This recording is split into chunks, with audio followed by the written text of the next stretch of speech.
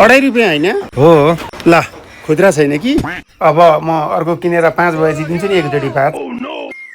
मेरो भाइ हो दाइ ल ललिपप खाऊ के को खुसीमा ल तिमीलाई म कम्ती माया गर्छु आज मेरो ह्यापी बर्थडे हो नि त भाइ ह्यापी बर्थडे दाइ थ्याङ्क यू मेरा भाइ वेलकम